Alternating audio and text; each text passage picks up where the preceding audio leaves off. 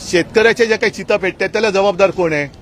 त्यांच्या माता भगिनी ज्या टाहो फोडतायत, त्यांच्या मुली बाळी ज्या सांगतात की आमच्या वडिलांच्या आत्महत्या झाल्या, आमच्या वडिलांची हत्या झाली आहे, त्यांच्याबद्दल चौकशीचं काय?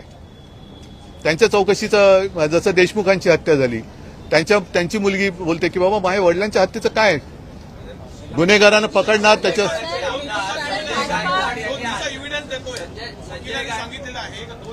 कोणी ठीक आहे ना देऊ द्या ना, द्या ना, मग द्या ना कोर्टात. पण हा विषय कोर्टात चाललेला आहे, द्या ना कोर्टात काय ते. अरे ते ठीक आहे. संजय गावडकर उद्या कुठल्या पक्षनेत्यांना विचारता प्रश्न नाही त्यांनी चांगलं अच्छा मी त्यांना खास धन्यवाद देतो, कारण आमच्या घराण्याच्या 6-7 पिढ्या जनतेसमोर आहेत. त्याच्यामुळे या विषयात काही तथ्य नाहीये.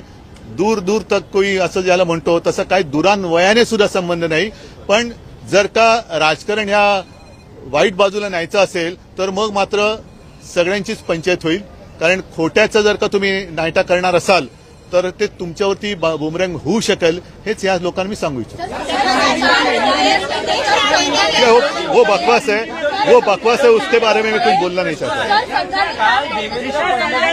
यांना मुलाखतीत एक प्रश्न विचारण्यात आला, एका वाक्यात उत्तर विचारण्यात आलं, शरद पवार आणि तुमच्या बाबतीत त्यांचं काय मत आहे असं विचारण्यात आलं. त्यावर ते असं म्हणाले की भरवसा नाही.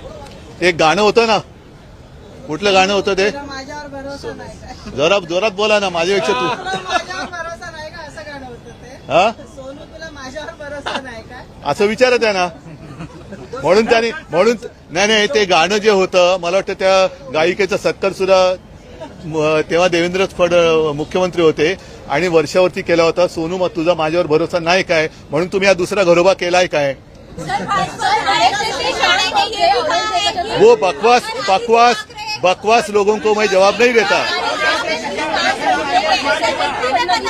कान टोचले की नेत्यांनी असं प्रक्षोभक भाषण करून असं देवेंद्र फडणवीसांनी देखील कान टोचले. मी त्याचंही स्वागत करतो त्यांच्या वक्तव्याचं. जर देवेंद्रजी असं म्हणाले असतील की